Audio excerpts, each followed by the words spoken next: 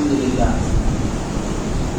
لله نحمده ونستعينه ونستغفره ونعوذ بالله من شرور أنفسنا ومن سيئات أعمالنا من يهده الله فلا مضل له ومن يضلل فلا هادي له وأشهد أن لا إله إلا الله وحده لا شريك له وأشهد أن محمدا عبده ورسوله أرسله بالحق بشيرا ونذيرا وداعيا إلى الله بإذنه وسراجا منيرا أما بعد فأعوذ بالله من الشيطان الرجيم بسم الله الرحمن الرحيم يا أيها الذين آمنوا اتقوا الله حق تقاته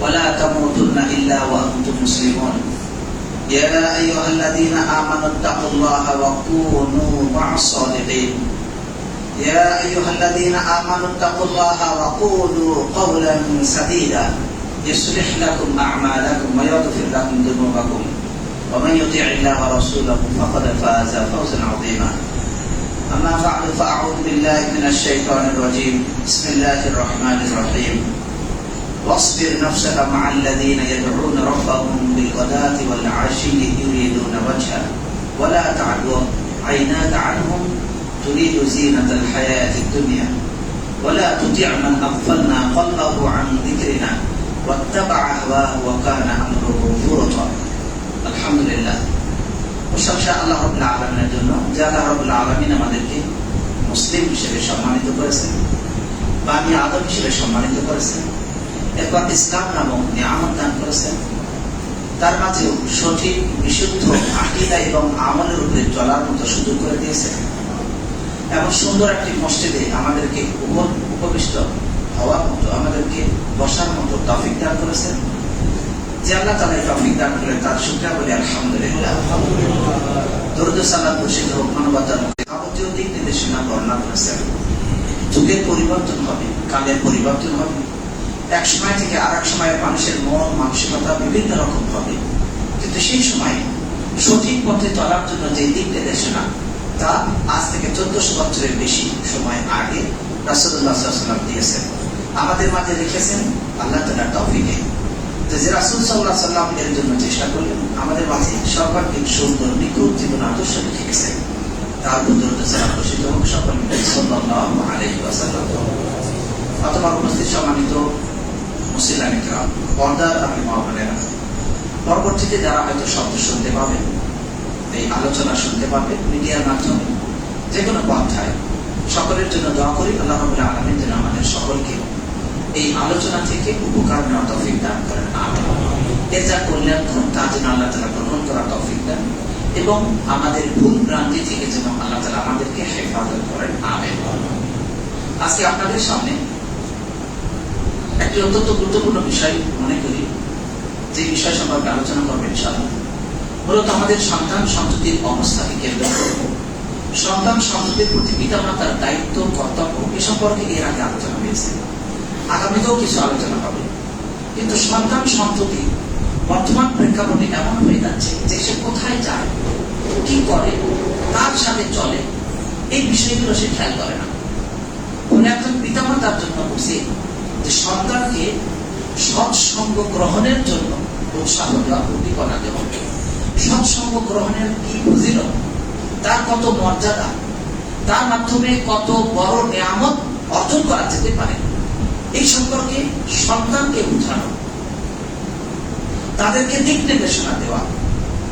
এই দিক নির্দেশনা দিতে গেলে আগে আপনাকে আমাকে জানতে হবে যে আসলে সৎসঙ্গের কি উপকার আর অসৎ সঙ্গ গ্রহণ করলে তার কি মারাত্মক ক্ষতি। এই জন্য এই একটি পয়েন্টে কিছু লম্বা আকারে আজকে খুতবা এই পয়েন্টে আলোচনা করব বলে আশা করছি। আমার তৌফিক ইল্লা বিল্লাহ আলাইহি তাওয়াক্কালতু ওয়া ইলাইহি উনীব। আমরা যদি দেখি সৎসঙ্গ গ্রহণ এবং অসৎ সঙ্গ বর্জন, আমরা নিজেরা যেমন সৎসঙ্গ গ্রহণ করব, অসৎ সঙ্গ বর্জন করব। বিশেষ করে আমাদের সন্তান সন্ততি আজকে মুসলিম অমুসলিম, মুসলিম মুশরিক, এর মাঝে যে কত বড় ক্ষতি অথবা লাভের ব্যাপার রয়েছে, কত বড় উপকার অথবা কত বড় মারাত্মক ভয়াবহতার সম্মুখীন হতে হবে, এই বিষয়ে সন্তান বুঝতে পারে না। বিশেষ করে মেয়েদের ক্ষেত্রে আল্লাহ রাব্বুল আলামিন মেয়েদের ক্ষেত্রে এমনি তাদেরকে নাকিসাতুল আকল করে সৃষ্টি করেছেন। তাদের আকল এর বুদ্ধি আকলের ত্রুটি করে, তথা তাদের বুদ্ধি কম, তাদের জ্ঞান কম পুরুষের তুলনায়। তবে এর মানে এই নয় যে প্রত্যেক স্বামী স্ত্রী সবসময় তার যে স্বামী শ্রেষ্ঠ হবে, অর্থাৎ শ্রেষ্ঠ বলতে বেশি জ্ঞানী হবে, এটা কখনো কখনো না হতে পারে। তবে জাতিগত ভাবে নারীর জাতির চেয়ে পুরুষ জাতি জ্ঞানের দিক থেকে অগ্রগামী, বিবেকের দিক থেকে, বুদ্ধিমত্তার দিক থেকে অগ্রগামী। আর নারী তাকে নাকিসাতুল আকল, আকলের কমতি করে আল্লাহ তাআলা সৃষ্টি করেছেন। যদি প্রশ্ন আসে তাহলে আল্লাহ রাব্বুল আলামিন কে ইনসাফ করলেন? নারীকে আল্লাহ তাআলা আকল কম দিলেন, পুরুষকে বেশি দিলেন। এটা করে আল্লাহ রাব্বুল আলামিন ইনসাফ করলেন কিনা? এক নম্বর উত্তর, আল্লাহ রাব্বুল আলামিন তিনি এমন সত্তা, ফাআলুল লিমা ইউরিদ, তিনি যা ইচ্ছা করেন তাই করেন। ওয়ালা মুআক্কিবাল হুকমি, তার বিধানের, তার হুকুম, তার ফয়সালার পরবর্তীতে দোষারোপ করা অথবা তারপরে আবার সেটাকে প্রতিরোধ করার ক্ষমতা কারো নেই। এরপরে আল্লাহ রাব্বুল আলামিন কখনো জুলুম করেন না, তিনি জুলুম ভালোবাসেন না। জুলুম বান্দা পরস্পরের মাঝে করবে তাও তিনি চান না। তাহলে অসম্পূর্ণতা অথবা ঘাটতি দেওয়ার ফলে কি লাভ? ঘাটতি দেওয়া এটা সারা সৃষ্টি জগৎকে শৃঙ্খলিত করার জন্য আল্লাহ তাআলা এই ব্যবস্থা করেছেন। ফলে আল্লাহ রাব্বুল আলামিন কাউকে উঁচু করেছেন, কাউকে নিচু করেছেন। আজকে যদি আমরা দেখি ঢাকা শহরে সকলেই যদি এমন ধনী, শুধু টাকা পয়সা ইত্যাদি ইনকামের সাথে এমন ভাবে ব্যস্ত যে তার ময়লা টানার মতো সময় নেই, অথবা সে পরিষ্কার পরিচ্ছন্ন করবে তার বাড়ির আশেপাশে নর্দমা, ড্রেন, সেখানে নানান রকমের পতঙ্গ, মশা, মাছি ইত্যাদি কত কি হচ্ছে, এইগুলো প্রত্যেক ধনীর যদি দায়িত্ব থাকতো সে এই কাজ করবে, তাহলে তার টাইম পেত না। তার নানান আরো কাজ আছে, সে সেই কাজগুলো করতে ব্যস্ত। ফলে এমন কিছু মানুষ আছে অলস, অথবা সে অনেক উন্নত মানের কাজ করবে তা সে ভালোবাসে না। ফলে সে অলসতায় তার সময় পার করে দিয়ে এক সময় তার শিক্ষাকেন্দ্রিক যে কার্যক্রম, তার মাথার যে কার্যক্রমগুলো, সেই কার্যক্রমগুলো না করে তাকে বাধ্য হয়ে শারীরিক পরিশ্রমে কাজ করতে হয়। ফলে এই ধরনের মানুষগুলো তারা তখন নানা রকম পরিষ্কার পরিচ্ছন্নতার কাজ, আরো অন্যান্য যত কাজ আছে সেগুলো করে। কিন্তু এর মাঝে আল্লাহ তাআলা হিকমা, কারণ যদি আল্লাহ তাআলা এইভাবে পার্থক্য করে সৃষ্টি না করতেন, তাহলে সকলে যদি বাবুর মতো বসে থাকতো, তাহলে পরিষ্কার পরিচ্ছন্ন ইত্যাদি না থাকার কারণে ওই বাবুকে ওখানে মশা মাছি গিয়ে খেয়ে অসুখ হয়ে, জন্ডিস হয়ে, অথবা আরো অন্যান্য, যেমন এখন বর্তমানে ডেঙ্গু চলছে, এরকম নানা অসুখ হয়ে বাবু ওখানেই মারা যেত। আবার অন্যদিকে সকলেই যদি শুধু পরিশ্রম করত, তাহলে এই পরিশ্রম করার পরে তাকে পারিশ্রমিক দিত কে? সুতরাং আল্লাহ তাআলা এটাকে ভারসাম্য রাখার জন্য কাউকে ধনী করেছেন, কাউকে গরিব করেছেন, কাউকে করেছেন ইন্ডাস্ট্রির মালিক, আর কাউকে করেছেন ইন্ডাস্ট্রির শ্রমিক। এই উভয় সৃষ্টি আল্লাহ তাআলার তাৎপর্য। তাই নারী এবং পুরুষের মাঝে আল্লাহ তাআলা কাউকে জ্ঞান বৃদ্ধি করে দিয়েছেন, কাউকে কম দিয়েছেন। এর মানে হিকমত, এর মাঝে সুন্দর ব্যালেন্স। কারণ পুরুষকে আল্লাহ তাআলা শ্রেষ্ঠ দিয়েছেন, আর রিজালু কাওয়ামুনা আলান নিসা, আল্লাহ তাআলা পুরুষকে নারীদের উপর দায়িত্বশীল করেছেন। এই কারণে বিমা ফাদ্দালাল্লাহু বা'দাহুম আলা বা'দ, একের উপরে অপরকে শ্রেষ্ঠত্ব দিয়েছেন। ওয়াবিমা আনফাকু মিন আমওয়ালিহিম, এবং তারা যে মাল সম্পদ ব্যয় করে সেই কারণে। দুইটা কারণ, পুরুষ শ্রেষ্ঠ এবং নারীর উপরে সম্পদ ব্যয় করে। এই দুই দিক থেকে পুরুষ দায়িত্বশীল থাকবে নারীর জন্য। যদি কোনো নারী বলে যে আজকের থেকে আমি তোমার পিছনে খরচ করবো, তুমি বসে বসে খাও, কিন্তু আমি দায়িত্বশীল, তাহলে হবে কিনা? উত্তর হবে না। কেন? আল্লাহ তাআলা তার উত্তর আগেই দিয়েছেন, বিমা ফাদ্দালাল্লাহু বা'দাহুম আলা বা'দ, একের উপরে অপরকে আল্লাহ তাআলা শ্রেষ্ঠত্ব দিয়েছেন। অতএব পুরুষের তুলনায় নারীকে শ্রেষ্ঠত্ব দিয়েছেন, এইটা পাওয়ার সক্ষমতা নারীর নেই। নারীর তুলনায় পুরুষকে আল্লাহ শ্রেষ্ঠত্ব দিয়েছেন, এই পাওয়ার ক্ষমতা নারীর জন্য নেই, যেটা পুরুষের জন্য আল্লাহ তাআলা দিয়েছেন। এরপরে প্রশ্ন যে কেন অসম্পূর্ণ করেছেন? কারণ যদি উভয় যদি সমান সমান হয়, উভয় যদি 100-100 হয়, পুরুষও যেমন নারী তেমন, কে কাকে মান্য করবে? আপনার বাসের ভেতরে আপনার যে কর্মস্থল, সেই কর্মস্থলে অথবা আপনার অফিসে যখন একই পর্যায়ে একই স্তরের সকলে যদি দায়িত্ব পালন করে তাহলে কে কাকে মানবে? স্তরের বিন্যাস হয়েছে, কেউ উঁচু স্তরে, কেউ তার চেয়ে অধস্তর। সুতরাং যে উপরের স্তরে রয়েছে তাকে মান্য করবে তিনি অধস্তর। ফলে একটা ভারসাম্য থাকবে। কিন্তু যদি নারী পুরুষ সমান করে দেওয়া হয় তাহলে পুরুষ নারীকে মানবে না, নারী পুরুষকে মানবে না, ফলে হবে বিশৃঙ্খলা। আর অন্যদিকে পুরুষকে আল্লাহ তাআলা শ্রেষ্ঠত্ব দিয়েছেন, তাকে বিচক্ষণতা দিয়েছেন, তাকে এমন ধৈর্যের কথা আল্লাহ তাআলা উপদেশ দিয়েছেন যাতে নারী ভুল করলে পুরুষকে হতে হবে রাজুল হাসির, বিচক্ষণ এবং শক্তিশালী সিদ্ধান্ত নেওয়াতে, সুন্দর সিদ্ধান্ত নেওয়াতে পটু থাকতে হবে। এই বৈশিষ্ট্য আল্লাহ তাআলা পুরুষকে দিয়েছেন। ফলে নারী যদি কখনো ভুল করে তাহলে সে ধৈর্য ধরবে এবং পরবর্তীতে সেই ভুলের কারণে পুরুষ তাকে ক্ষমা করে দিবে এবং এর ফলে একজন আরেকজনকে মান্য করে চলবে, ফলে শৃঙ্খলা রক্ষা হবে।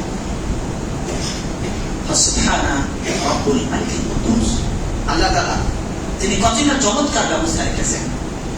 এই জন্য আমরা দেখি যে নারীদের ক্ষেত্রে অনেক সময় ভুল হয়, খুব তাড়াতাড়ি আবেগে ভেসে পুরুষ সে মুসলমান না অমুসলমান, হিন্দু বা মুসলিম নাকি অন্য কোনো খবর নেই, চলে যাচ্ছে। সে খেয়াল করতে পারছে না যে তার পরিণতিটা কত মারাত্মক। এই জন্য আল্লাহ তাআলা নারীদের বিবাহের ক্ষেত্রে বলিতে ফরজ করেছেন যে বলি থাকতে হবে। কারণ নারীর তার জ্ঞান এমন ধরনের যে তাকে যদি সুন্দর সুকৌশলে শয়তানের যে চমকপ্রদ কথাবার্তা রয়েছে, সুখুমাতাল কৌল, চমৎকার কথা, এই কথা দ্বারা যদি তাকে সুন্দর করে বুঝাতে পারে সে ভুলে যায়, সে খুব তাড়াতাড়ি আসল অবস্থা থেকে ভিন্ন রাস্তায় সে পক্ষটাই চলে যায়। তাই সঙ্গ অত্যন্ত গুরুত্বপূর্ণ। সেই সঙ্গের জন্য আল্লাহ রাব্বুল আলামিন মুমিনদেরকে সাবধান করেছেন। তিনি বলেছেন, ইয়া আইয়ুহাল্লাযীনা আমানু তাকুল্লাহ ওয়া কুনু মা'আস সাদিকিন। হে ঈমানদারেরা, তোমরা আল্লাহ তাআলাকে ভয় করো এবং সত্যবাদীদের সাথে থাকো। যারা সত্য কথা বলে, সততার ভিত্তিতে চলে, ন্যায়সঙ্গত পন্থায় উপার্জন করে, ব্যয় করে, হালালের মাঝে চলে, সত্যকে আঁকড়ে ধরে চলে, তাদের সাথে চলে। আল্লাহ রাসূল সাল্লাল্লাহু আলাইহি ওয়াসাল্লাম তিনি স্পষ্ট করে জানিয়ে দিলেন, আল মারউ মা'a মান আহাব্বা। যার সাথে যে চলবে, যাকে যে ভালোবাসবে সে তার সাথে থাকবে। দুনিয়াতে যদি ভালো মানুষের সাথে কেউ চলে, আখিরাতে সে ভালো মানুষের সাথে থাকবে। সুবহানাল্লাহ। আর যদি দুনিয়াতে খারাপ মানুষের সাথে চলে, যার আমল ঠিক নেই, ইবাদত করে না, ঈমান নেই, মুশরিক, তার সাথে যদি কেউ চলে তাহলে আখিরাতেও সে তার সাথে থাকবে। নাউযুবিল্লাহ।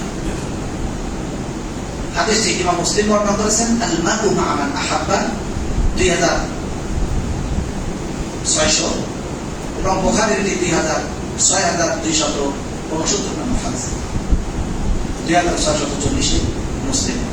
আমরা যদি খেয়াল করি রাসূলুল্লাহ সাল্লাল্লাহু আলাইহি ওয়াসাল্লাম আরো স্পষ্ট করে যেটি বললেন, আনতা মা'a মান আহবাবতা।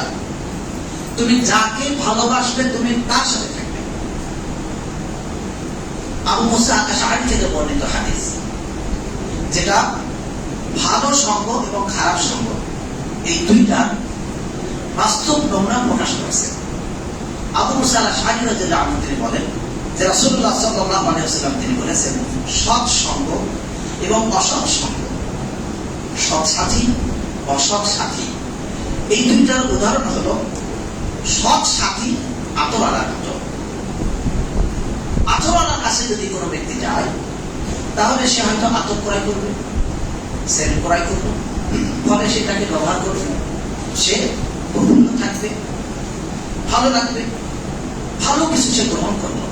যদি সে ক্রয় না করে তবে এমন হতে পারে যে আতরওয়ালা তার পাশে যাওয়াতে ফ্রি ভাবে কিছু লেগে দিতে পারে, আতর দেখানো, তাকে পরীক্ষা করার জন্য একটা দাগ দিয়ে দিল, অতএব তাকে আতর এমনি কিছু দিয়ে দিতে পারে। যদি না দেয় তবুও আতরওয়ালার পাশে গেলে কিছু না কিছু সে ঘ্রাণ পাবে, কিছু ঘ্রাণ পাবে। সৎ ব্যক্তির উদাহরণ এমন, সৎ ব্যক্তির পাশে যদি কেউ থাকে তাহলে ওই সৎ ব্যক্তি যেভাবে চলে সেও সেভাবে চলবে। সৎ ব্যক্তির পাশে যে কোরআনকারী তেলাওয়াত করে সকাল সন্ধ্যা দিনে রাতে, তার সাথে যদি কেউ চলে দেখতে দেখতে একসময় তার কোরআন পড়ার প্রতি উৎসাহ জাগবে, আগ্রহ জাগবে, অথবা সে তার কাছে কোরআন পড়া শিখবে যে ভাই তুমি তো পারো, আমি তো পারি না, আমার তো কষ্ট লাগে, তুমি আমার বন্ধু, তোমার সাথে সবসময় চলে, তুমি মাসে একটা করে কোরআন কত দিচ্ছ, অথচ আমি একবারও পড়তে পারছি না, এমনকি একটা হরফ ঠিক মতো জানি না, একটা পৃষ্ঠা আমার পড়ার সক্ষমতা নেই, তাহলে কেমন? অথবা ওই বন্ধুই নাকি বলবে যে বন্ধু তুমি আমার পাশে থাকো, আমার তো অনেক কষ্ট লাগে, তা আমি কোরআন করতে পারি কিন্তু কোরআন করতে পারো না, এই সওয়াব থেকে তুমি মাহরুম হচ্ছ, বঞ্চিত হচ্ছ। তুমি একটু করে চেষ্টা করো, আমি তোমাকে সহযোগিতা করি, তুমি কোরআন পড়া শিখো, তাহলে তোমার সওয়াব হবে, প্রতি অক্ষরে অক্ষরে নেকি পাবে, 10 থেকে 20 30 এইভাবে নেকি পেতেই থাকবে। এইভাবে তাকে পরামর্শ দেবে, বুদ্ধি দেবে, ফলে একসময় তার মাঝে চেতনা ফিরে আসবে, উৎসাহ থাকবে, উদ্দীপনা আসবে, ফলে সে কোরআনুল কারীম শিখবে।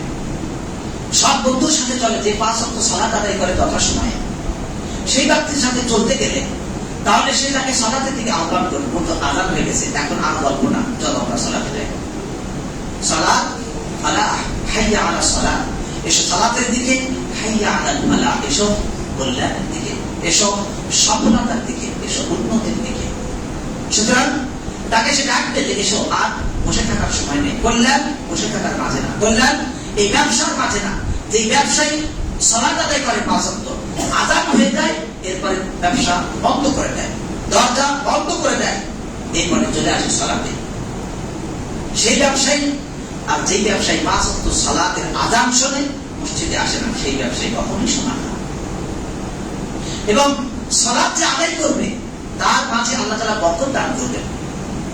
আমাদের চোখের সামনে দেখা, আমরা পূর্ববর্তী মাদ্রাসা দিই, সেখানে দেখেছি যে 2 জন, একজন ব্যক্তি হুজুর মতো দাঁড়িয়ে আছে, মাশাআল্লাহ পাঞ্জাবি পায়জামা পরে থাকে, কিন্তু আমাদের পাশে হয়তো বা সে আদর্শগতভাবে অন্য চিন্তা ছিল, এই জন্য হয়তো মসজিদে আসতো না, অথবা নামাজেও ঠিক মতো যেত না।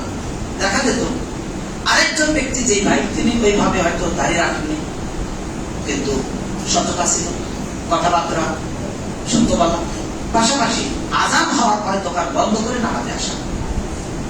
দেখা যেত নামাজের পরে যেই ভাই নামাজে আসলেন, এই ভাইয়ের দোকানের সামনে মানুষ দাঁড়ায় আছে, তারা চিন্তা করছে উনি নামাজে গেছেন, সৎ ব্যক্তি, ভালো মানুষ, উনি ঠকাবেন না, ওনার কাছে সঠিকটা পাওয়া যাবে, ফলে তার জন্য দাঁড়ায় থাকলো। সালাতের পরে তিনি যখন যান, তার দোকান ভর্তি হয়ে যায় কাস্টমারের মাধ্যমে, আর অন্যদিকে তার পাশের দোকান সে দাঁড়িয়ে আছে চুপচাপ, কোনো লোক নাই। এটা তো গেল দুনিয়ার বিষয়, আখিরাতে কত যে আজব তা তো যে দেখবে সেই তখন বুঝতে পারবে কত মর্যাদা। তাই এমন ব্যক্তি, এমন বন্ধুর সাথে, এমন ব্যবসায়ীর সাথে যদি কেউ চলে, তাহলে ওই ব্যক্তি তার কাছে সততাই শিখবে। এটা হলো সৎ ব্যক্তির উদাহরণ। পিছনে কিছু ভাই দাঁড়িয়ে আছেন, আমাদের যদি সামনে একটু সময় একটু জায়গা করে দেওয়া যায়, তাহলে ওনারা বুঝতে পারবেন বা সালাত আদায় করতে পারবেন, একটু করে এগিয়ে আসেন। তাহলে সৎ ব্যক্তির সাথে চলতে গেলে সৎ ব্যক্তি আপনাকে সুযোগ করে দিবে যেন আপনি সৎ হতে পারবেন। তাই রাসূলুল্লাহ সাল্লাল্লাহু আলাইহি ওয়াসাল্লাম বলেন, সৎ ব্যক্তির অতএব কোনো না কোনো ভাবে প্রভাবিত হবে। অন্যদিকে অসৎ ব্যক্তির উদাহরণ রাসূলুল্লাহ সাল্লাল্লাহু আলাইহি ওয়াসাল্লাম দিলেন। অসৎ ব্যক্তি তার উদাহরণ ঠাকুরওয়ালা, যে কামা সে পিটায়, আগুন পেটে বিভিন্ন রকমের আসবাবপত্র তৈরি করে, তার পাশে যদি কেউ যায় তাহলে হয়তো সেখান থেকে আগুনের স্ফুলিঙ্গ তার জামায় লেগে পুড়িয়ে ফেলবে, অথবা কোনো দাগ লাগবে, কোনো জায়গায় কয়লা লাগতে পারে। যদি তা না হয়, অন্তত পক্ষে তার পাশে যাওয়ার কারণে কিছুটা দুর্গন্ধ পাবে।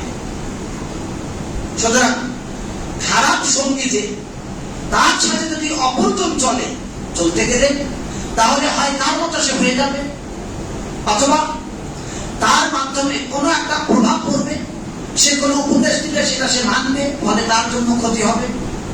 অন্তত পক্ষে তার কাছ থেকে কিছু না কিছু সে ক্ষতির সম্মুখীন হবেই হবে। তাই রাসূলুল্লাহ সাল্লাল্লাহু আলাইহি ওয়াসাল্লাম নির্দেশ দিলেন সৎ সঙ্গী গ্রহণ করার জন্য।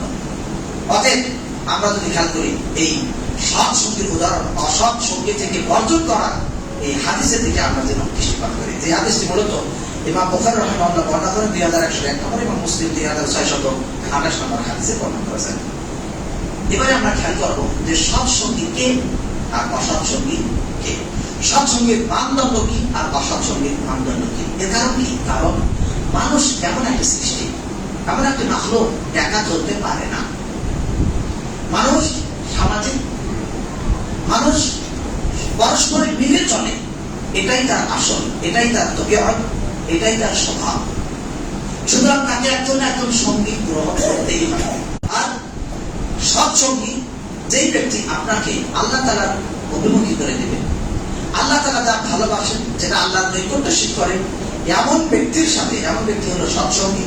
তার সাথে যে চলবে, যেই কথা আল্লাহমুখী করে, যেই কাজ আল্লাহমুখী করে, এমন কাজ যে করে, সে সৎসঙ্গী, আর তার সাথে চলার নির্দেশ। আর আপনি তার সাথে চলবেন এমন ব্যক্তি যে আপনাকে আল্লাহর পথ থেকে বাধা দেয়, আল্লাহ রাব্বুল আলামিনের যেটা নিকটবর্তী করে এমন কথা এবং কাজ থেকে দূরে রাখে, তাহলে সেই সঙ্গী হবে খারাপ সঙ্গী।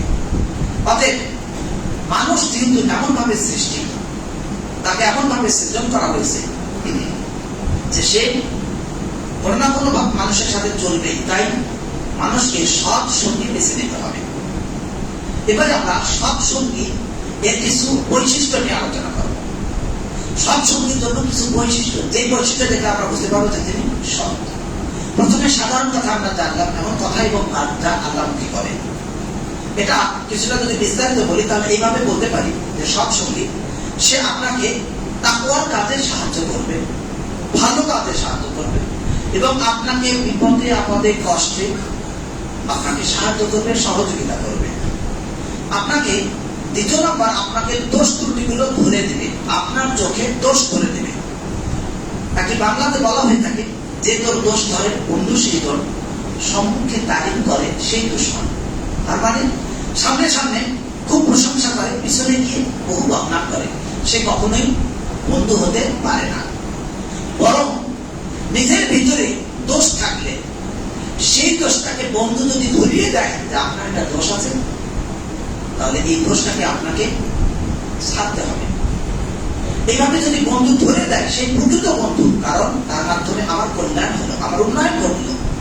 অতএব প্রকৃত ভালো বন্ধু সে দোষ ধরে দেয়, সে কল্যাণের দিকে আহ্বান করে, সে অন্যায় অত্যাচার পাপ কাজ থেকে সাবধান করে, সে আপনার সময়কে সংরক্ষণ করবে, নষ্ট করবে না, এবং আপনার দিনকে সংরক্ষণ করতে চেষ্টা করবে, আপনার মান সম্মান ইজ্জতকে রক্ষা করতে চেষ্টা করবে। সে আপনার ক্রোধের সময় কিভাবে আপনি নিয়ন্ত্রিত থাকবেন এই ব্যাপারে সে চেষ্টা করবে, এবং আপনাকে যেমন ভাবে সে ক্রোধের সময় নিয়ন্ত্রণ রাখার জন্য পরামর্শ দিবে, নিজেও সেই নিয়ন্ত্রণের চেষ্টা করবে। সে হবে আপনার জন্য বিশ্বস্ত, এমন বিশ্বস্ত যে আপনি যখন বিপদে পড়বেন তখন আপনার গোপন রহস্য সে প্রকাশ করে দিবে না, এবং সে আপনার সাথে ওয়াদা করলে তা রক্ষা করবে। সৎসঙ্গী তার এমন সুন্দর বৈশিষ্ট্যের মাঝে অন্যতম হলো, শুধু দুনিয়াতে না, কিয়ামতের দিন সৎসঙ্গী আপনার জন্য সুপারিশ করবে। কিয়ামতের দিন সৎসঙ্গী, এমন ভালো সঙ্গী, এমন মুত্তাকি সঙ্গী কিয়ামতের দিন আপনার জন্য সুপারিশ করতে পারে। আল্লাহ রাব্বুল আলামিন তাই বলেন, আল-আখিল্লাউ ইয়াওমাইযিন বা'দুহুম লিবা'দিন আদুউন ইল্লাল মুত্তাকিন। আজকের দিনে কিয়ামতের এই দিবসে পরস্পর একে অপরের তোমরা শত্রু। সেদিন বন্ধু হবে না ইল্লাল মুত্তাকিন, তবে যারা মুত্তাকি, যারা তাকওয়া অবলম্বনকারী, যারা সৎ ছিল, ভালো ছিল, এমন ব্যক্তিরা ব্যতীত, অর্থাৎ তারা বন্ধু ছিল, কিয়ামতের দিনে একে অপরের বন্ধু থাকবে। আল্লাহ রাব্বুল আলামিন তাই বলেন, ইয়া ইবাদি লা খাউফুন আলাইকুম ইয়াওমা ওয়া লা আনতুম তাহজানুন। হে আমার বান্দারা, আজকে তোমাদের উপর কোনো ভয় নেই এবং তোমরা চিন্তিত হবে না, তোমাদের কোনো চিন্তাও নেই। এবারে আসি খারাপ সঙ্গী যারা, তাদের বৈশিষ্ট্যের ব্যাপারে। খারাপ সঙ্গী এক নম্বর যেটি সমস্যা তার, যে আপনার বিশ্বাসের মাঝে, আপনার সঠিক আকীদার মাঝে সে সংশয় তৈরি করবে। সে আপনার কাছে বলতে পারে যে তুমি যে বিশ্বাস নিয়ে চলো, আকীদা নিয়ে চলো, আপনি সুন্দর মুসলিম পরিবারে, সেখান থেকে সুন্দরভাবে সালাত আদায় করলেন, আস্তে আস্তে বড় হলো, এসএসসি পাস করলো, এইচএসসি পাস করলো, ভালো রেজাল্ট করলো, ইউনিভার্সিটিতে চলে গেল, কে এমন একটা বন্ধু পেল যে নাস্তিক। নাস্তিক তার মাথায় এত বড় হয়ে গেছে যে সে তার এই মাথায় আল্লাহ তাআলা সম্পর্কে বিশ্বাস গ্রহণ করতে পারে না। বা ওই ব্যক্তির সাথে যদি এগিয়ে চলে যে তার রেজাল্ট ভালো, রেজাল্ট অনেক উন্নত, ফার্স্ট ক্লাস, একেবারে সামনের দিকে ছাত্র, কিন্তু তার আকীদা নষ্ট, তার বিশ্বাস বাতিল, সে আল্লাহকে বিশ্বাস করে না। এক্ষেত্রে একটি গল্প বলা হয়ে থাকে অনেক জায়গাতেই। অনেক সময় আমাদের হয়তো মনে হতে পারে, অথবা যারা বিজ্ঞানে পড়াশোনা করেন তাদের অনেকেই বলে থাকে যে যা দেখি না তা বিশ্বাস করি না। নাস্তিকদের একটা অন্যতম যুক্তি যে যা দেখি না তা বিশ্বাস করি না, ফলে তারা আল্লাহকে বিশ্বাস করে না। জিনিসটা বৈজ্ঞানিক ভাবে প্রমাণিত না, ফলে এটা বিশ্বাস করে না। আখিরাতের প্রতি বিশ্বাস করে না, এমন অনেক আছে। যারাই সায়েন্স করবে বা বিজ্ঞানে করবে সবাই যে এমন হবে তা না, কিন্তু কিছু আছে। সে আখিরাতে বিশ্বাস করে না, সে ফেরেশতাতে বিশ্বাস করে না, রাসূলগণের ব্যাপারেও বিশ্বাস করে না, কিন্তু সে তার মাকে, তার বাবাকে এটা বিশ্বাস করে। অথচ তাকে মানুষ জানিয়ে দিয়েছে এটা তোমার মা, এটা তোমার বাবা, কিন্তু সে দেখতে পারেনি যে তার মাকে, তার বাবাকে। এরপরে জানানোর পর সে সেটাকে বিশ্বাস করে। নবী রাসূলগণ মানুষদেরকে এভাবে জানিয়ে দিয়েছেন এটা সত্য, এটা মিথ্যা, এটা ভালো, এটা মন্দ, এভাবে বিশ্বাস করতে হয় আর এভাবে ছাড়তে হয়, কিন্তু আমরা তা বিশ্বাস করি না। যারা নাস্তিক বা তাদের কথা। এরপরেও তাদের এই যুক্তিতে আপনি কি উত্তর দিবেন? খণ্ডন কি? যদি কেউ বলে যা চোখে দেখি না তা বিশ্বাস করি না, এমন একটি ঘটনা, কোন একটা প্রেক্ষাপটে এমন হতে পারে যে একজন তাওহীদ সম্পর্কে, আকীদা সম্পর্কে ক্লাস দিচ্ছেন, কোন একজন নাস্তিক সে প্রধান পরিদর্শক আসলো, আসার পর জিজ্ঞাসা করলো যে আপনি যে তোমরা কি পড়াশোনা করছো ছাত্রদের? আমরা আকীদা সম্পর্কে বললাম। কি বললেন? যে আল্লাহ রাব্বুল আলামিন এক, দ্বিতীয়, তিনি ছাড়া সত্য কোনো মাবুদ নেই। সত্য? তোমরা কি আল্লাহকে দেখেছো? না। তাহলে যাকে দেখনি তাকে কিভাবে বিশ্বাস করো? বিরাট পাণ্ডিত্যের পরিচয় দিল। এরপর ছোট্ট বাচ্চারা তারা এখন বললো যে আপনাকে আমরা অনেক জ্ঞানী মনে করেছিলাম, কিন্তু আপনি তো জ্ঞানী না, কি তাহলে আপনি পাগল? এই কথা শুনে সে খেপে গেল। আমাকে পাগল বলে? বলে হ্যাঁ আপনি পাগল। বলে কেন পাগল? কারণ আপনার জ্ঞানটা আমাদেরকে দেখান তো, যদি আপনার জ্ঞানটা আমাদেরকে দেখাতে পারেন তাহলে বুঝবো আপনি জ্ঞানী, আর যদি আপনার জ্ঞানটা আমাদেরকে দেখাতে না পারেন তাহলে বুঝবো আপনি পাগল। সে হতভম্ব হয়ে গেল। এটাই নাস্তিকতাবাদের উদাহরণ। তারা তাদের যুক্তিকে অনেক বড় মনে করে, কিন্তু বাস্তবতা তারা যেভাবে বোঝে এটাই চূড়ান্ত না, বরং তাদের ভুল রয়েছে। সেই ভুলটাকে যথার্থ উপযুক্ত যুক্তি দিয়ে যদি বোঝানো যায় তবে তাদের আটকে যেতে বাধ্য। এরপর সর্বশেষ হেদায়েতের মালিক আল্লাহ তাআলা। এই জন্য এমন ঘটনাতে পূর্বের চিঠি হয়েছে, তার উদাহরণ আমরা কোরআনে কারীম এবং হাদিস অধ্যয়ন করে অবশ্যই পাবো। যেমনটি আমরা পাই, ইব্রাহিম আলাইহিস সালামকে জিজ্ঞাসা করলো সেই সময় শক্তিধর ব্যক্তি, সে বলল যে আমি তো জীবন দিই, আমি তো। ইব্রাহিম আলাইহিস সালামকে যখন জিজ্ঞাসা করা হলো যে তোমার রবের পরিচয়, তিনি বললেন রব্বি আল্লাযী ইউহয়ী ওয়া ইউমীত, আমার রব যিনি জীবন দেন এবং মৃত্যু দেন। কারণ জীবন মৃত্যু কেউ দিতে পারে না, এই ক্ষমতা পৃথিবীর কারণে। কিন্তু যুক্তির খাতিরে সে যখন যুক্তি দিল, ক্বালা আনা উহয়ী ওয়া উমীত, আমি জীবন দেই, আমি মৃত্যু দিই। একটা মানুষকে ধরলো, ধরে মেরে দিল, আমি তাকে মৃত্যু দিলাম। আর একজন মানুষকে ধরার পর ছেড়ে দিল, আমি তাকে জীবন ছেড়ে দিলাম। কি একটা যুক্তি! সেই যুগেও এমন মাথা মোটা অথবা এমন অযাচিত প্রশ্নকারীর সংখ্যা তখন ছিল। এরপর ইব্রাহিম আলাইহিস সালাম আরেকটা ওর যে প্রবল যুক্তি নিয়ে আসলেন, তখন তিনি বললেন আমার রব ফাইন্নাল্লাহ ইয়াতি বিশ-শামসি মিনাল মাশরিকি ফাতি বিহা মিনাল মাগরিবি, আমার রব তিনি পূর্ব দিক থেকে সূর্যকে উদিত করে পশ্চিম দিকে নিয়ে যান। অতএব তুমি পূর্ব দিক থেকে সূর্যটাকে উদিত করে পশ্চিম দিকে নিয়ে আসো, তুমি যদি সবকিছু পারো। ফাবুহিতাল্লাযী কাফার, ফলে কাফের হতভম্ব হয়ে গেল। সুতরাং এই দূরদৃষ্টি সম্পন্ন উত্তরীয় বিচক্ষণতা এটা যার নেই, অতি দ্রুত সে ঘায়েল হয়ে যায়, সে প্রতারিত হয়। তাই আপনি যাকে জ্ঞানী বলে গ্রহণ করবেন ইউনিভার্সিটি ছাত্র হিসাবে, সে যে আসলে বিভ্রান্ত, তার এই বিভ্রান্ত সে নিজেও বোঝে না। ফলে কবিগণ তাদেরকে ভ্রষ্টতা তাদেরকে পেয়ে বসেছে। আলাম তারা আন্নাহুম ফী কুল্লি ওয়াদিন ইয়াহিমুন, আপনি কি তাদের দেখেন না যে তারা বিভিন্ন উপত্যকায় হতাশা হাই হুতাশ করে হতভম্ব হয়ে ঘুরে বেড়ায়। দেখা যায় অনেকেই কবিতা চর্চা এমন ভাবে করে করতে করতে তাদের কথার আগের পরের মিল থাকে না, নানান রকমের এলোমেলো কথা দিয়ে কবিতা রেখে সাজিয়ে দেয়। এই পর্যন্ত কখনো কখনো উদ্ভ্রান্ত কথা বলে বিনায়। তাই এক নম্বর যেটি বিষয় যে আপনার বন্ধু সে যে খারাপ বন্ধু, তার এক নম্বর যেটা বিষয় সে আপনার আকীদার ক্ষেত্রে আপনার বিশ্বাসের ক্ষেত্রে বিভ্রান্ত সৃষ্টি করবে। আমাদের আরো তো কিছু ভাই দাঁড়িয়ে আছে, যদি কোনো সুযোগ থাকে একটু একটু আমরা চেষ্টা করি আর একটু কাছাকাছি দিই। তারপর সাহাবী মাজালিস কামসারিল্লাহু লাকুম, যদি তোমরা তোমাদের জায়গাকে প্রশস্ত করে দাও আল্লাহ তাআলা আখিরাতে জান্নাতে প্রশস্ত করে দেবেন। সুবহানাল্লাহ। এজন্য চেষ্টা করি এবং আমরা দোয়া করি আল্লাহ তাআলা যদি মসজিদের পরিধি আরো বাড়িয়ে দেন। আমিন। এক নম্বর যে তার শব্দ সৃষ্টি করবে তার আকীদার মাঝে। দুই, তাকে হারাম কাজের দিকে আহ্বান করবে, খারাপ কাজের দিকে আহ্বান করবে। তিন নম্বর, তাকে খারাপ ব্যক্তিদের সাথে পরিচালিত করবে, খারাপ ব্যক্তির কাছে নিয়ে যাবে যার চরিত্র ভালো না, ব্যবহার ভালো না, মানুষকে মানুষ হিসেবে যথার্থ মূল্যায়ন করে না, ছোটকে স্নেহ করে না, বড়কে সম্মান করে না, নিজের অহংকারে চলে, এমন খারাপ ব্যক্তিদের পাশে সে নিয়ে যাবে এবং তাদের সাথে যুদ্ধ করবে, আপত্তর থেকে সরে দিবে। এরপরের যেটি, সেই ব্যক্তি তার সাথে খারাপ ভাবে আচরণ করবে, তার বৈঠকে, তার চলাচলে, তার ব্যবস্থাপনায় সে আল্লাহর আদেশ থেকে তাকে গাফিল করে রাখবে। তার অন্যতম বৈশিষ্ট্য, সে সৎ আমল থেকে ধীর গতিতে সরিয়ে দিবে।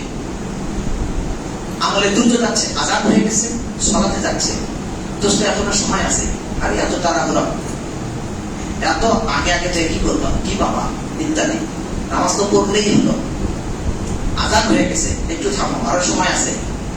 এইভাবে প্রথমে ধীর গতি, পরবর্তীতে নামাজ একটু বিলম্ব করলে পড়লেই আর কি হবে, নামাজের তো সময় লম্বা, জহরের সময় এত থেকে এত, এরপর আস্তে আস্তে নামাজ তো জহর আসর আমাদের সাথে একসাথে পড়া যায়, এরপরে সুন্নাত না পড়লে অসুবিধা নেই, তাকে সুন্নাত ইত্যাদি নানান রকমের আস্তে আস্তে ধীর করতে করতে এক সময় তাকে ইসলাম থেকে সরে যায়।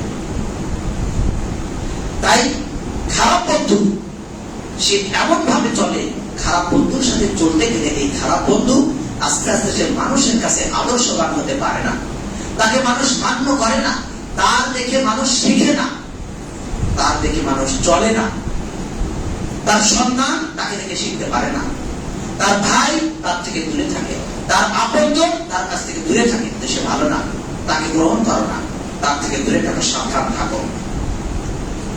খারাপ বন্ধুর অন্যতম আরেকটি বৈশিষ্ট্য হলো, সে বন্ধু যদি বিপদে পড়ে সেই সময়ে তার যে গোপন যা আছে, যদি কিছু জেনে থাকে যে বিষয়টা মানুষের সামনে প্রকাশ করলে বন্ধু লজ্জিত হবে, বিপদের সময় তার সাথে দ্বন্দ্ব লাগলো, ঝগড়া লাগলো, অথবা কোনো সমস্যা তৈরি হলো, সেই সময় তার যত অপরাধ আছে তার জানা মতো সেই গোপন বিষয়গুলোকে মানুষের সামনে ফাঁস করে দেয়, তাকে লাঞ্ছিত শেষ পর্যায়ে অবস্থান করে।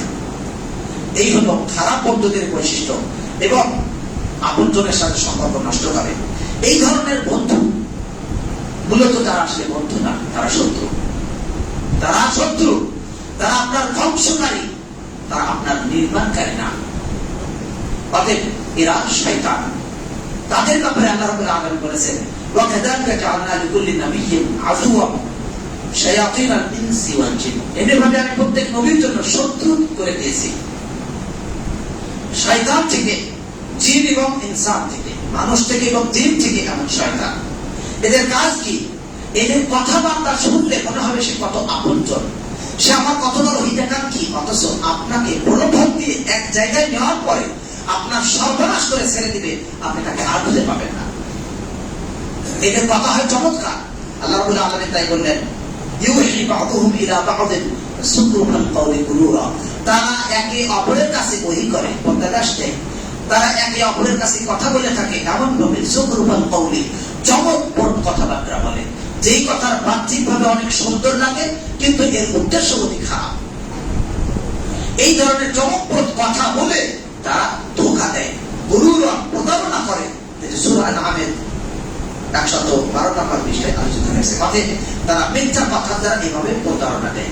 এবার আসে আমরা খেয়াল করবো সৎ ব্যক্তি বা সৎ বন্ধু, এই সৎ বন্ধু এবং খারাপ বন্ধুর সাথে চলাচল করলে তার পরিণতি কি? রাসূলুল্লাহ সাল্লাল্লাহু আলাইহি ওয়াসাল্লাম বললেন, ব্যক্তি তার বন্ধুর অভ্যাস অনুপাতে চলে, ব্যক্তি তার বন্ধুদের দিন সেই অনুপাতে চলে। অতএব তোমাদের যেন যে কেউ সে যেন দেখে নেয় যে কার সাথে সে বন্ধুত্ব করে, কার সাথে সে চলবে। হাদিস ইমাম আহমদ বর্ণনা মুসনাদে 8028 নম্বর এবং আবু দাউদ 4833 নম্বর এবং তিরমিজি 2378 নম্বর হাদিসে। আলবানী রাহিমাহুল্লাহ তিনি হাসান করে বলেছেন, অর্থাৎ আমলযোগ্য হাদিস।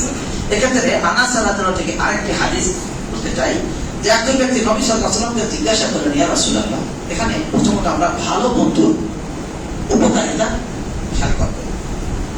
আনাস রাদিয়াল্লাহু আনহু তিনি রাসূলুল্লাহ সাল্লাল্লাহু আলাইহি ওয়াসাল্লামকে বললেন, ইয়া রাসূলুল্লাহ, কিয়ামত কবে? কিয়ামত কবে হবে?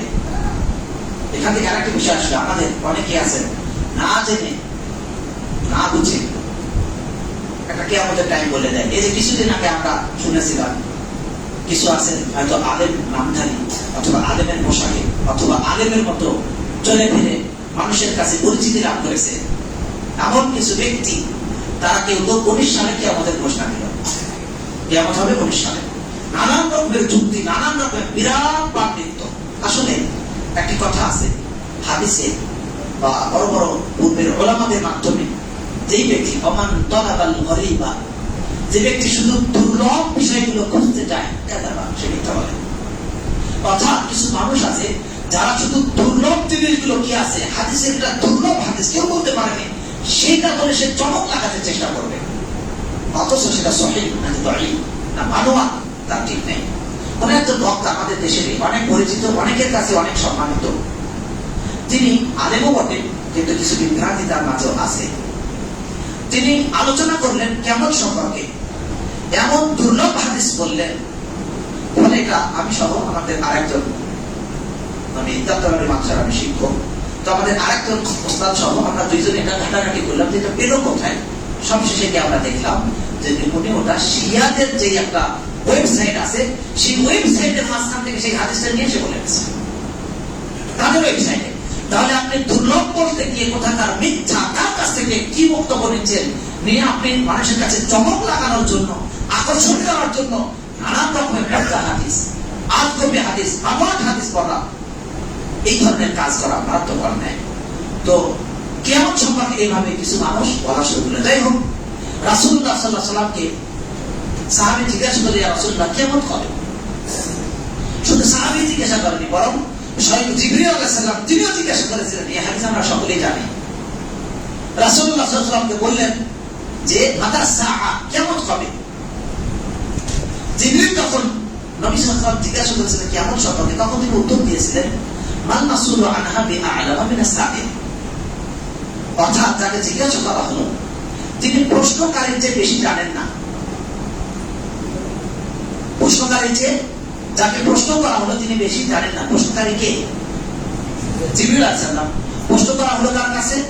রাসূলুল্লাহ সাল্লাল্লাহু আলাইহি ওয়াসাল্লামের কাছে। আমরা অনেক সময় বলে থাকি, কেউ হয়তো বলে থাকি, কয়েকদিন আগে কোনো একটা ছাত্রকে এটা সংশোধন করে দেওয়া হলো, সে বলছে যে যিনি জিজ্ঞাসা করেছেন জিজ্ঞাসিত ব্যক্তির চেয়ে তিনি ভালো জানেন না, এমন না। অর্থটা অর্থ হলো যাকে জিজ্ঞাসা করা হলো তার চেয়ে জিজ্ঞাসাকৃত ব্যক্তি বেশি জানেন না। তার মানে দুইটা অর্থ হতে পারে, বেশি জানেন না অর্থাৎ হয় সমান জানেন, না হলে দুইজনের কেউ জানে না, অতএব বেশি জানেন না। তার মানে জিবরীল নিজেও জানেন না কবে কিয়ামত হবে, রাসূলুল্লাহ সাল্লাল্লাহু আলাইহি ওয়াসাল্লাম তিনিও জানেন না যে কবে কিয়ামত হবে। এই জন্য তিনি বললেন যে তাহলে লক্ষণ বর্ণনা করুন। লক্ষণ তিনি কিছু বর্ণনা করলেন, সন্তান এমন হবে, অবাধ্য হবে, সন্তান বাবা মায়ের কথা শুনবে না, আনতালিদাল আমাতু রাব্বাতাহা, যে দাসী তার সন্তানকে প্রসব করবে, দাসী তার মনিবকে প্রসব করবে। তো মনিবকে সন্তান প্রসব অর্থাৎ মা হয়তো এমন ব্যবহার পাবে সন্তানের কাছে যে মনে হচ্ছে এই মা তার বলিকে পছন্দ করছে, আর সন্তান তার সাথে এত খারাপ ব্যবহার করছে যেন তার মা তার কাশি। নাউযুবিল্লাহ। কেমন তারা এটা বলবে? তাই এই বয়স তারা হয়তো তাদের চোখের সামনে এমন নানান উদাহরণ বলতে পারবেন যে অমুক ব্যক্তি গরিব ছিল, তার বাবা গরিব ছিল, খেটে খাইতো এমন এমন এমন, এখন সে এমন ধনী হয়েছে যে কাউকে মানুষকে আর মানুষই মনে করে না। এটা কিয়ামতের লক্ষণ। কিন্তু কিয়ামতটা কবে? নবী সাল্লাল্লাহু আলাইহি ওয়াসাল্লাম অন্য হাদিসে বললেন যে কিয়ামত এবং আমি এমন। এইগুলোকে বিশ্লেষণ করে কেউ কেউ বললেন যে এতটুকু যদি হয় তার মানে এর একটা অন্যতম অর্থ হলো যে এই দুইটার মাঝে আর কোন নবী আসবে না, আর কোন নবী আসবে না, অর্থাৎ এই নবীর পরেই কিয়ামত। এখান থেকে কেউ হয়তো স্বল্পতার সময় বুঝান, সেটাও ঠিক, সময় অল্প, কিন্তু এই অল্প সময় কতটুকু? 2019 সাল, কই 2019 চলে গেল, আবার আসলে 2021 সাল, কই 21 সাল তো চলে গেল, কিয়ামত তো হলো না। তাই এই ধরনের বিষয়ে আজনবী কথা বলা বর্জিত। তাই রাসূলুল্লাহ সাল্লাল্লাহু আলাইহি ওয়াসাল্লাম সাহাবী যখন জিজ্ঞাসা করেন কিয়ামত কবে, তখন তিনি এগুলো উত্তর দেননি, বরং কিয়ামত কবে এর ব্যাপারে তোমার কাজ কি সেটা দরকার। আজকে যদি কিয়ামত হয় তাহলে তোমার লাভ কি? আর যদি 5000 বছর পরে কিয়ামত হয়, তুমি যদি কালকে মারা যাও, তোমার লাভ কি? সুতরাং সব প্রশ্নের উত্তর হয় না, সব প্রশ্নের উত্তর যেভাবে করবে সেইভাবে উত্তর দিতে হবে তা না। মানে আমরা বলে থাকি যে হুজুরকে প্রশ্ন করলাম কি আর উত্তর দিল কি, আছে না নেই? কারণ সে জানে যে এটা এইভাবে উত্তর দেওয়া যাবে না, এভাবে উত্তর দিলে ফিতনা হবে। ফলে ওইভাবে উত্তর না দিয়ে যেভাবে উত্তর দিলে তার জন্য কাজ হবে, তার জন্য সঠিক, সেইভাবে উত্তর দিবে। অনেকে আছেন যারা হয়তো সালাত আদায় করেন মসজিদে, মায়ের সাথে পা মিলে সালাত আদায় করছেন, কিন্তু সে হয়তো এমন ব্যক্তির সাথে ঘোরাফেরা করে যারা কোনো সময় পায়ের সাথে পা মিলায় না। ফলে ওই বন্ধুর কাছে জানে যে পায়ের সাথে পা মিলানো বেয়াদবি, এটাই সে শিখেছে। ফলে সে এখন পায়ের সাথে পা মিলানো বেয়াদবি মনে করে, অথবা সে মনে করে এটা কোন হাদিসে আছে, অথচ সে অনেকদিন হয়তো পালন করেছে, অথবা পালন না করলেও কোনো জায়গায় শুনেছে, কিন্তু সে এখন বলে। অথচ রাসূলুল্লাহ সাল্লাল্লাহু আলাইহি ওয়াসাল্লাম থেকে প্রমাণিত তারাসু, একবারে সীসা জ্বালা প্রাচীরের মতো হও। তাহলে আপনার পায়ে থেকে যদি পা ফাঁক রাখেন তাহলে কি সীসা ঢালা প্রাচীর হবে? তাহলে সীসা ঢাললো কোথায়? সীসা ঢেলে ওটাকে শক্তিশালী করে দেওয়া হয়, আটকে দেওয়া হয়। সীসা ঢালা প্রাচীর যদি আপনি খেয়াল করতে পারেন তাহলে আপনি মক্কার দিকে লক্ষ্য করুন। সেখানে যারা আমরা হজে গেছি তারা জানে যে সাফা মারা সাই করার জায়গাতে এখন কি আছে? ঢেলে দেওয়া আছে, এমন ভাবে ঢেলে দেওয়া আছে যাতে করে কেউ স্পর্শ করে সেখান থেকে মাটি তুলতে বা পাথর তুলতে না পারে। তাহলে লাগানো এমন না যে ফাঁকা ফাঁকা হয়ে আছে। অন্য হাদিসে রাসূলুল্লাহ সাল্লাল্লাহু আলাইহি ওয়াসাল্লাম বলেন সুদ্দুল খালাল, তোমরা ফাঁকা জায়গা বন্ধ করে দাও। পা যদি আপনি ফাঁকা রাখেন তাহলে ফাঁকা জায়গা বন্ধ হলো কিভাবে? আমি দেখছি শয়তান করছে। তাই অনেক মানুষই অন্যের সাথে, যে ব্যক্তির সাথে যে চলবে সেগুলো সে শিখবে। যাই হোক, রাসূলুল্লাহ সাল্লাল্লাহু আলাইহি ওয়াসাল্লাম তাকে বললেন তুমি কি প্রস্তুতি নিয়েছো? বাবা আদাত্তা লাহা, কিয়ামতের কি প্রস্তুতি নিলে? তখন সে বলল লা শাইআ, দেখো আমার কোনো প্রস্তুতি নেই, ইল্লা তবে আমি উহিব্বুল্লাহ ওয়া রাসূলাহু, তবে আমি আল্লাহ এবং তার রাসূলকে ভালোবাসি। সুবহানাল্লাহ, আমি তেমন কোনো প্রস্তুতি নেই, কিন্তু আমি আল্লাহ এবং তার রাসূলকে ভালোবাসি।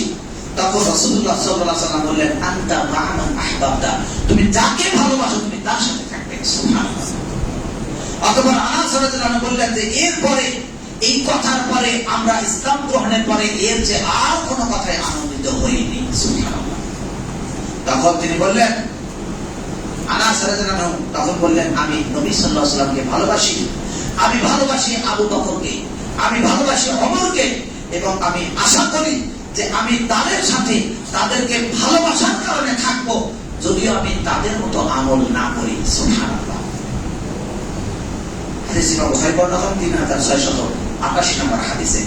কিন্তু আজকে নবী, তাকে আমরা ভালোবাসি বটে, তাকে আমরা ভালোবাসবো জীবনের চেয়ে বেশি ভালোবাসা, যেমনটি ওমরের জন্য ভালোবেসেছেন, কিন্তু এই ভালোবাসার মানে তার জন্মদিবস পালন করা, তার মৃত্যু দিবস পালন করা ইত্যাদি না। অথচ আজকে জন্মদিবস পালন তার মৃত্যু দিবসের দিনে, নাউযুবিল্লাহ, তার মৃত্যু দিবস পালনকারী, অথচ জন্ম তারিখ সঠিকভাবে প্রমাণিত যেন পাওয়াই যায় না। একাধিক মত, কিন্তু মৃত্যু তারিখ তো সবাই জানে, তাহলে মৃত্যু তারিখে কিভাবে জন্মদিবস পালন করে? তারাই আবার বলে যে আমরা নবী সাল্লাল্লাহু আলাইহি ওয়াসাল্লামকে ভালোবাসি বলেই তার জন্মদিবস পালন করি। আর যারা নবী সাল্লাল্লাহু আলাইহি ওয়াসাল্লামকে ভালোবাসে না তারাই এই জন্মদিবস পালন করে না। আছে না নাই? আমার প্রশ্ন আছে কিনা? উত্তর কি? যারা ভালোবাসে তারাই জন্মদিবস পালন করে, আর যারা ভালোবাসে না তারা জন্মদিবস পালন করে না। উত্তর হলো সবচেয়ে বেশি ভালোবেসেছেন নবী সাল্লাল্লাহু আলাইহি ওয়াসাল্লামকে কে? তার সাহাবীগণ। তারা কি জন্মদিবস পালন করেছেন? তাহলে আপনি কি তার চেয়ে বেশি ভালোবাসেন? রাসূলুল্লাহ সাল্লাল্লাহু আলাইহি ওয়াসাল্লামের নারী সাহাবী উহুদের যুদ্ধের দিন তিনি বের হয়েছেন। বের হতে কালে তিনি শুনতে পেলেন যে রাসূলুল্লাহ সাল্লাল্লাহু আলাইহি ওয়াসাল্লামের বিষয়ে একটা খবর ছড়ালো যে তিনি নিহত হয়েছেন। সেই মহিলা পাগল প্রায় ছুটছে, একজনের সাথে দেখা হলো, তখন সে বলল যে তোমার সন্তান মারা গেছে, শহীদ হয়ে গেছে। তিনি বললেন আমার সন্তান শহীদ হয়েছে এটা না, বলো রাসূলুল্লাহ সাল্লাল্লাহু আলাইহি ওয়াসাল্লাম কেমন আছেন। আবার তিনি সামনে গেলেন, যাওয়ার পর তিনি বললেন, তখন আরেকজন সাহাবী তাকে বললেন যে তোমার স্বামী তিনি মারা গেছে, শহীদ হয়ে গেছে। তিনি বললেন আমার স্বামীর কথা না, বলো রাসূলুল্লাহ সাল্লাল্লাহু আলাইহি ওয়াসাল্লাম কেমন আছেন। এরপর আগালেন, তখন তাকে আবার বলা হলো আপনার পিতা তিনি শহীদ হয়ে গেছেন। তিনি বললেন আমার পিতার কথা না, বলো রাসূলুল্লাহ সাল্লাল্লাহু আলাইহি ওয়াসাল্লাম কেমন আছেন। এভাবে তিনি সবগুলো শোনার পরে স্বয়ং রাসূলুল্লাহ সাল্লাল্লাহু আলাইহি ওয়াসাল্লামের কাছে গেলেন, চোখ দ্বারা তাকে দেখলেন এবং তিনি দেখার পর বললেন, রাসূলুল্লাহ সাল্লাল্লাহু আলাইহি ওয়াসাল্লামকে দেখার পর বললেন, ইয়া রাসূলুল্লাহ আপনি যখন সঠিক আছেন, ভালো আছেন, এরপরে যত বড় বিপদ হোক সব সহজ, সবই হালকা, যেহেতু আপনি সঠিক আছেন। তিনি তো জন্মদিবস পালন করেননি। আলী রাদিয়াল্লাহু আনহু, আব্দুল্লাহ ইবনে মাসউদ রাদিয়াল্লাহু আনহু, তাদের বক্তব্য শীতের দিনে, গরমের দিনে, অতি গরমের সময় ঠান্ডা পানি যেমন প্রিয়, তার চেয়ে বেশি প্রিয় রাসূলুল্লাহ সাল্লাল্লাহু আলাইহি ওয়াসাল্লাম। আব্দুল্লাহ ইবনে আমর ইবনে আস রাদিয়াল্লাহু আনহু তিনি বলেন, রাসূলুল্লাহ সাল্লাল্লাহু আলাইহি ওয়াসাল্লাম তিনি এত বেশি ভালোবাসতেন যে ভালোবাসার কারণে তার সম্মানে তিনি সম্পূর্ণরূপে রাসূলুল্লাহ সাল্লাল্লাহু আলাইহি ওয়াসাল্লামকে কখনো ভালো করে দেখেনি, বরং তিনি তার সম্মানে ভালোভাবে দৃষ্টি দেননি। তিনি বলেন যে আমাকে যদি কেউ বলে রাসূলুল্লাহ সাল্লাল্লাহু আলাইহি ওয়াসাল্লাম কেমন, তাহলে আমি বলতে পারবো না, সম্মানের কারণে। তারা তো জন্মদিবস পালন করলেন না। আর আপনি বাংলার প্রবাদের মতো মায়ের চেয়ে মাসির দল বেশি, আপনি তাদের চেয়ে বেশি ভালোবাসেন। অতএব এই ভালোবাসার অর্থ ভালোবাসা নয়। আজকে নবী সাল্লাল্লাহু আলাইহি ওয়াসাল্লাম নেই, তিনি মারা গেছেন, তারপরে আমাদেরকে তার সুন্নাহকে আঁকড়ে ধরতে হবে এবং ওয়ারাসাতুল আম্বিয়া, নবীগণের উত্তরাধিকারী উলামায়ে কিরাম যারা সত্যিকার অর্থে আলেম, তাদের সাথে সুন্দর আচরণ করতে হবে, যেহেতু তারা উত্তরাধিকারী। তারা সম্পদ রেখে যাননি, কিন্তু ইলম রেখে গেছেন। এই ইলমের দ্বারা উত্তরাধিকারী তারাই প্রকৃতপক্ষে রাসূলুল্লাহ সাল্লাল্লাহু আলাইহি ওয়াসাল্লামের উত্তরাধিকারী। অতএব তাদের সাথে আপনার সুন্দর আচরণ করা জরুরি। এরপরের যেটি কাজ সেটি হলো রাসূলুল্লাহ সাল্লাল্লাহু আলাইহি ওয়াসাল্লাম আমাদেরকে তাদের পথের ব্যাপারে জানিয়ে দিয়েছেন, এমনকি ভালো মানুষের সাথে থাকা যে জরুরি, এই ব্যাপারে আমরা সূরা ফাতিহা কি বুঝতে পারি। আমরা বারবার সূরা ফাতিহা পড়ি, কিন্তু কখনো কি খেয়াল করি যে আমরা কাদের সাথে থাকতে চাই?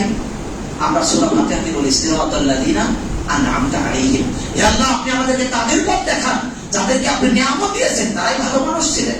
তারা কারা? নবী, সিদ্দিক, শুহাদা, সালেহিন, সব ব্যক্তিরা।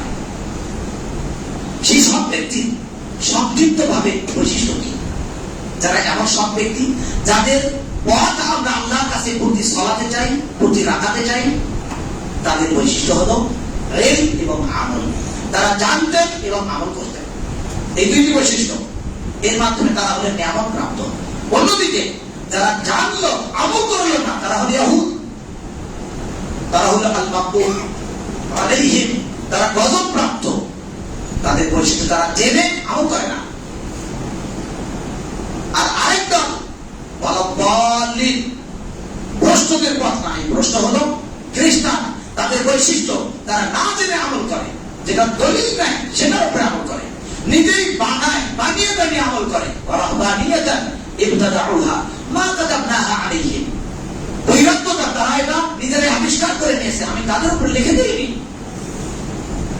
অতএব আজকে তারা বিভিন্ন রকম দিবস, 3 দিন, 5 দিন, 10 দিন, 40 দিন করে বের হচ্ছে, দলিল কোথায়?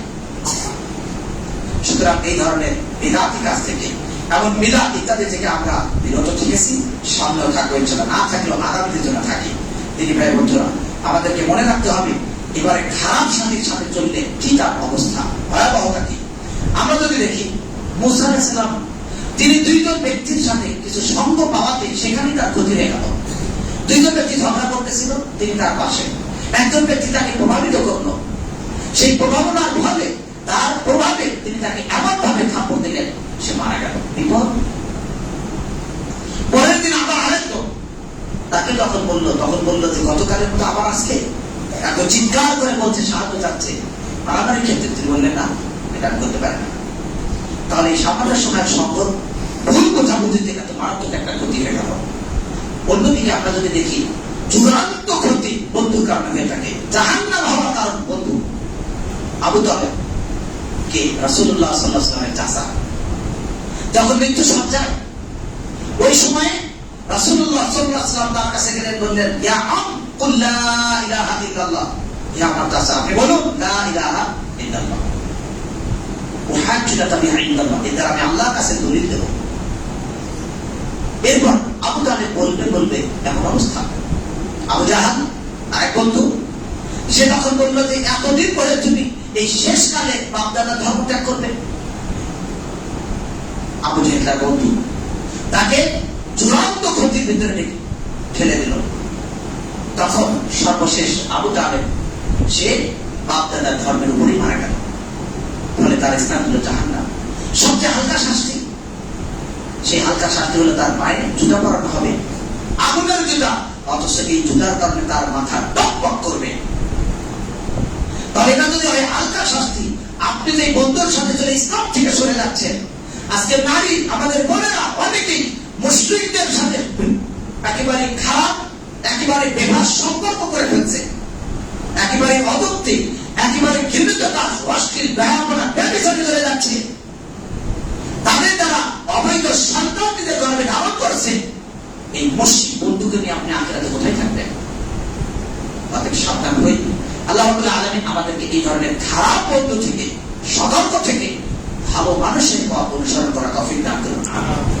অতএব আমরা যারা গার্ডিয়ান, আমরা যেন আমাদের সন্তানদেরকে বুঝাই কিভাবে ভালোর সাথে চললে ভালো, আলোর সাথে চললে আলো, খারাপের সাথে চললে কিভাবে খারাপ হয়, কিভাবে মানুষ কালো হয়।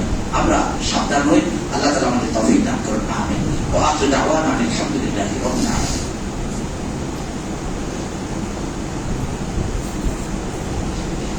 আলহামদুলিল্লাহ, আলহামদুলিল্লাহ।